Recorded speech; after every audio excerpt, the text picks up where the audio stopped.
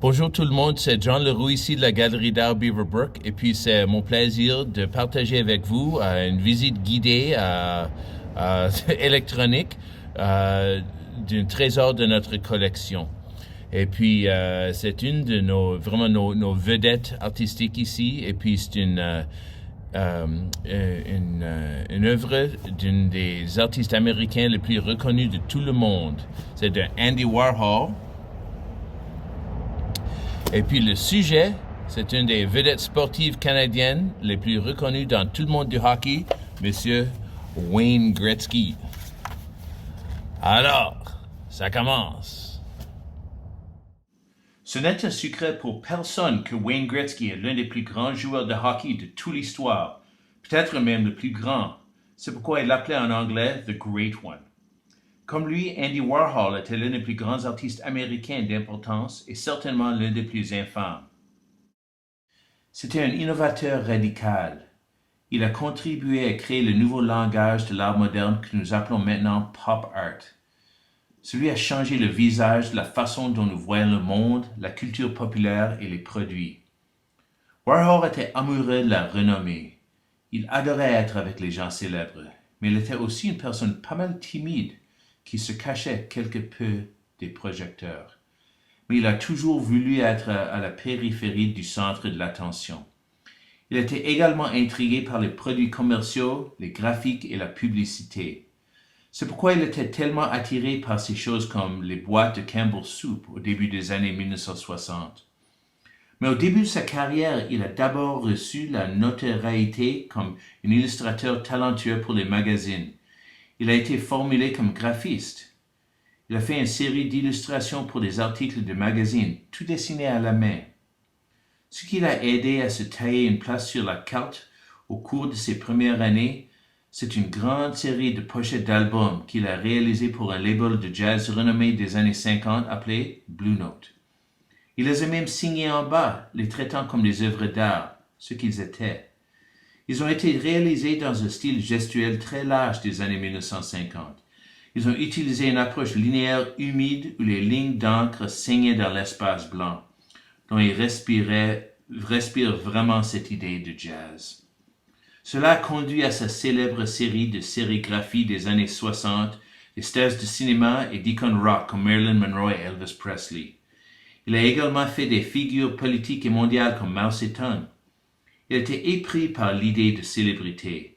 L'une de ses citations les plus connues est que, à l'avenir, chacun aura droit à 15 minutes de célébrité mondiale. Ce n'était pas non seulement que les gens seraient éphémères, mais que nous, en tant que population, serions à la poursuite de la célébrité. Il a également réalisé une série de pochettes d'albums pour des groupes tels que le Velvet Underground et les Rolling Stones.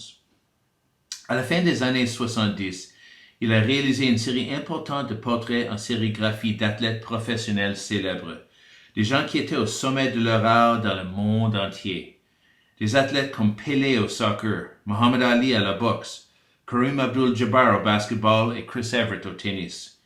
Il avait comme membre de ce groupe un joueur de hockey qui était considéré comme un superstar à son époque, mais on ne parle peut-être pas autant de cela aujourd'hui qu'il le devrait.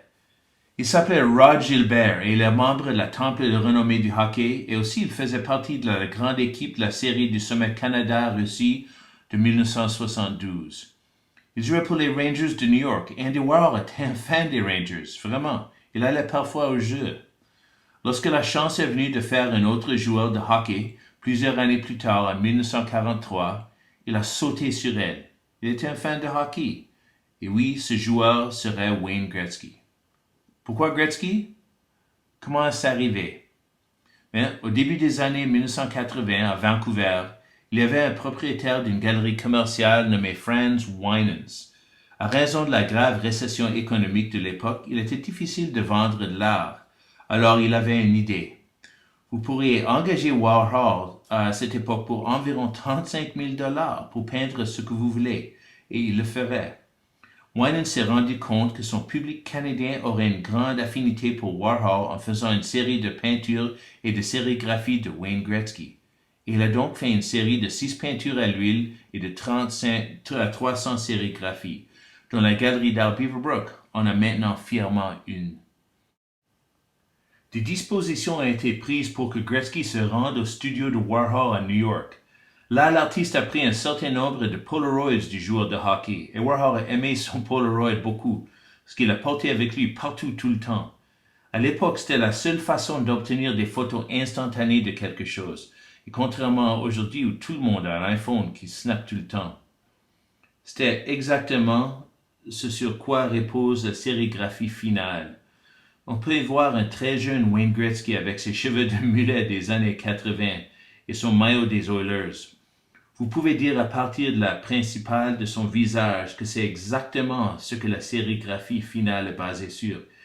Il a pris quelques autres de Gretzky tenant un bâton et Warhol construit du corps à partir d'une combinaison de ces tirs en plusieurs couches. Il est intéressant de noter que la gamme de couleurs finale pour la sérigraphie date des années 80, aussi que ses teintes aqua rose et orange. C'est un peu hors de Miami Vice. Mais c'était aussi la couleur des chandails des Oilers d'Edmonton, alors ils étaient très appropriés. Et Gretzky était un grand fan de cet aspect. L'un des avantages du médium sérigraphique est que vous pouvez faire n'importe quel nombre de combinaisons de couleurs avec les mêmes écrans. Tout ce que vous avez à faire est de faire une couleur différente de l'encre. Warhol a expérimenté plusieurs fois la même composition dans différentes palettes de couleurs et vous pouvez obtenir des effets et des sentiments complètement différents avec des mélanges de couleurs. Ceux-ci sont souvent présentés ensemble dans les expositions car il y a un intérêt croissant pour cette œuvre particulière de Warhol, puis il y a toujours un intérêt pour Gretzky en tant qu'icône culturelle. La série principale de 300 sérigraphies était principalement bleu plus profond avec le carré blanc et orange que le Beaverbrook a maintenant sur l'affichage. Quand vous regardez le bas de notre œuvre, il est signé par Warhol comme vous pouvez vous y attendre. Mais il est également signé étonnamment par Gretzky ainsi que dans le coin inférieur droit. Et cela s'est rarement produit avec les impressions de Warhol et ses célèbres modèles. Le chanteur canadien Hawksley Workman a l'une de ses chansons les plus demandées au sujet de l'œuvre et s'intitule, à juste titre, Warhol's Portrait of Gretzky. Il a joué à la galerie lorsqu'il traversait Fredericton l'année dernière, lorsqu'il a donné un concert directement dans l'une des principales salles d'exposition, juste au bout du couloir de Wayne lui-même. C'est une super chanson et après le concert, il a tweeté une photo de lui-même fièrement debout à côté de l'œuvre d'art, comme le voici.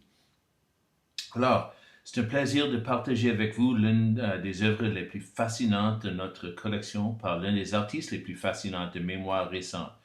Et merci de m'avoir écouté et revenez pour d'autres épisodes dans le futur. Merci beaucoup.